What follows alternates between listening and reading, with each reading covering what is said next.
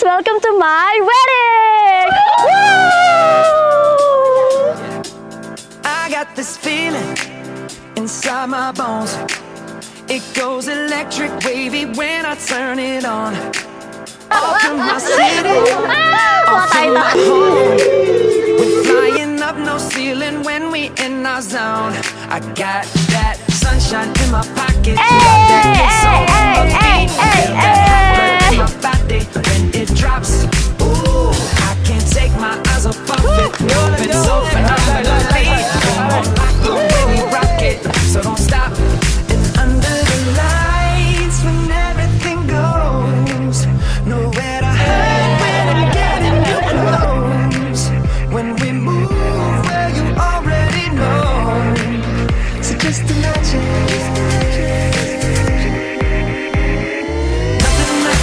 But you, when you dance, dance, dance, feel a good, good creeping up on you. So just dance, dance, dance, come on.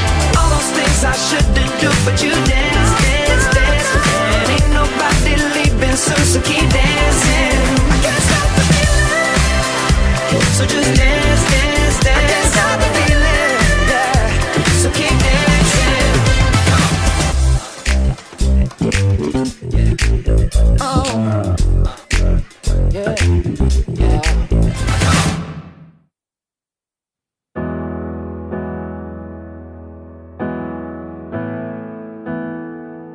Una kami nagkakilala nung first day niya sa trabaho. Isa siyang R&D assistant. Ako naman isang QA officer dun sa time na yun. Kaka-start ko lang from work since bagong lipat ako. Ay nakita ko siya actually.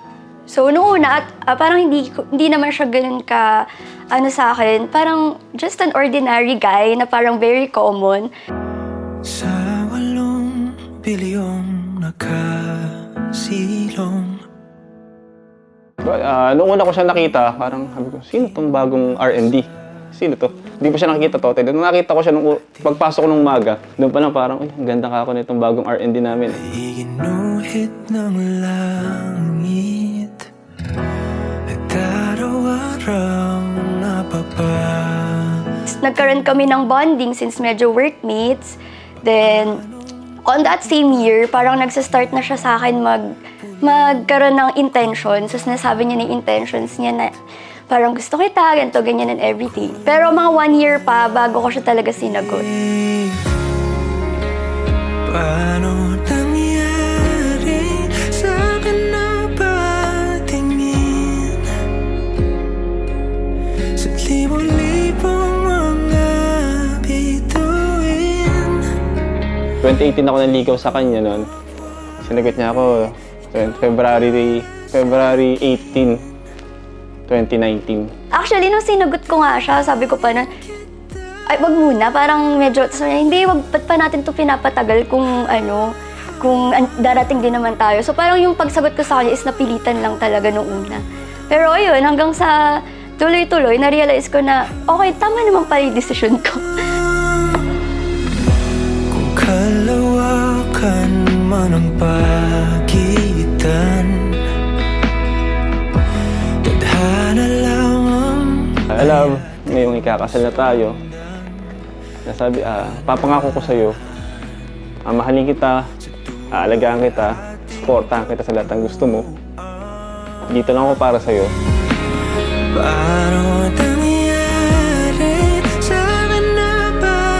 Ngayon, nandito na tayo. And finally, we made it. From this moment forward, I vow to be your partner in adventure, your companion in joy, and your solace in times of need.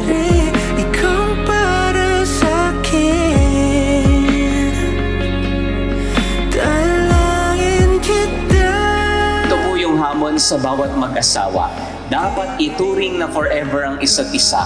Maririnig ninyo sa banal na rito ng kasal kayo'y magsasama panghabang panahon, in sickness and in health, for richer or for poorer, till death do us part.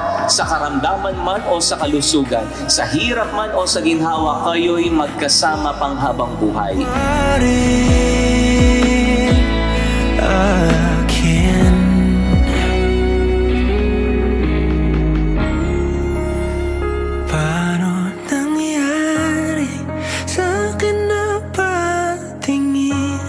napakapagod kong araw, ikaw yung lagi kong pahinga.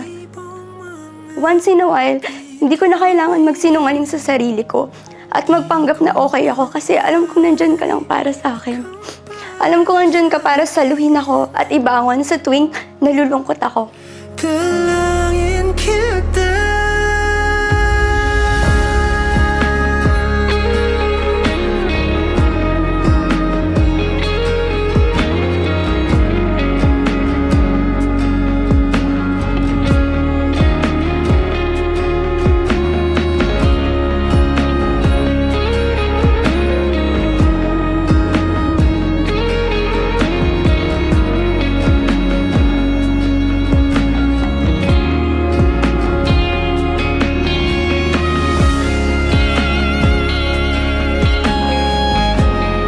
Kayo ng isang pamilya, magkakaroon ng isang pangarap para sa isang magandang kinabukasan.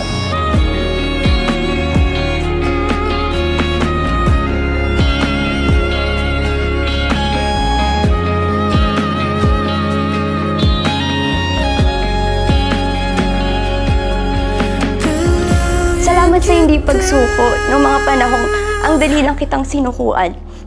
Salamat sa paghawak ng mahigpit ng mga oras na gustong-gusto na kitang bitawan.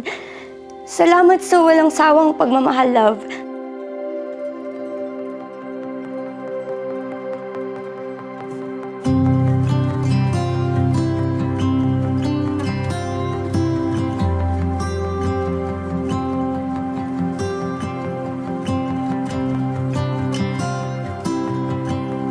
Kayo'y pinagbuklod na sa banal na sakramento ng kasal. Laging manatili sa isa't isa. I've been searching my whole life for you. Every day I wake up in a dream. For the first I may or I will not be a perfect wife because of course nobody's perfect. But I will give my 101% best to be the best partner you could ever ask.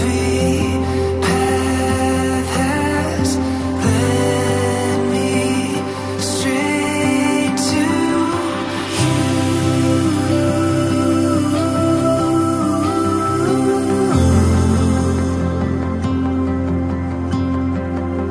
I jump back into every memory,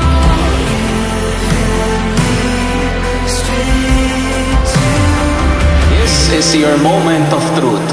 Joshua, you may now kiss the bride.